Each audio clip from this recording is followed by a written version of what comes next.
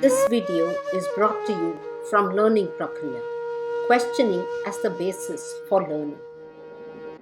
Questioning formed the basis for all learning for any spiritual seeker, considering that spirituality was considered the ultimate in all learning.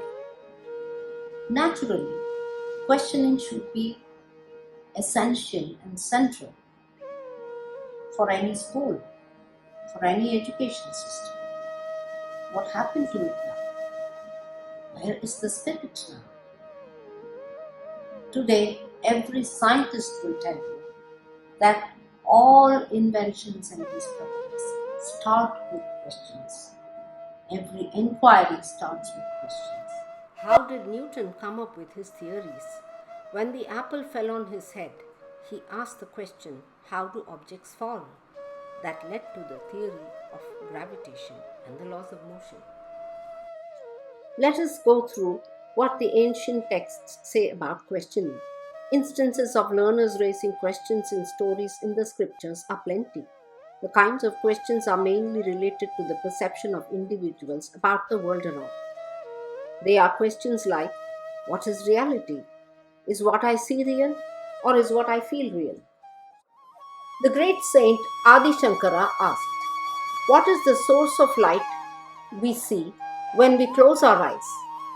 In the story of the king Janaka, he dreamt about war and how he was reduced to begging for food. And when he woke up, questioned, which is real, my royal life or that which I am supposed to have dreamt?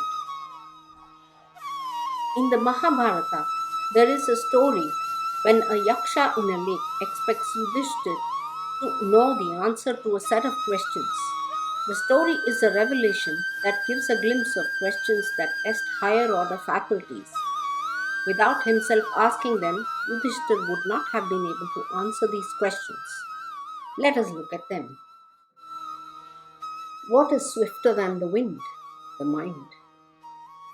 More numerous than the blades of grass? Thoughts in the mind. What is the highest sanctuary of heaven? The truth. What is the most praiseworthy thing of all? Skill. The most valuable possession? Knowledge. The greatest treasure? Health. The greatest happiness? Contentment. What is the highest dharma? To injure none of the living. What must be controlled? The mind. What must be renounced to make a man agreeable? Pride. What must be renounced to make a man wealthy? Desire. And what can be renounced without regret? Anger. Clearly, Yudhishthir's training in his Gurukul had trained his intellect very well. All these questions could have been answered mainly because he was provided direct experience and he could raise questions about them. While we have brilliant scientists from India, this faculty seems missing among the larger student body. So much so they seem incapable of questioning themselves and making decisions on the direction their own lives should take. What has gone wrong? They are stuck to what is called portions and to their textbooks, which does not excite their curiosity, which in turn leads to questioning. That is why direct learning or experiential learning is very important. It will help to draw from what the ancient masters advised. There is aparoksha jnana and paroksha jnana. The former is the experience and the latter indirect, received from people who are experts and from books.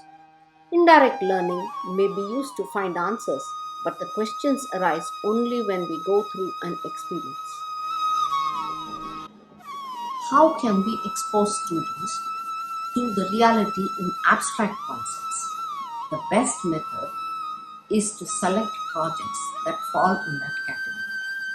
Then the connect with reality can be assured.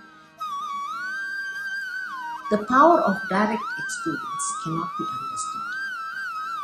They not only build good knowledge but also build character and personality. The old adage goes, You can give a poor man a fish and you feed him for a day. You teach him to fish and you give him an occupation that will feed him for a lifetime.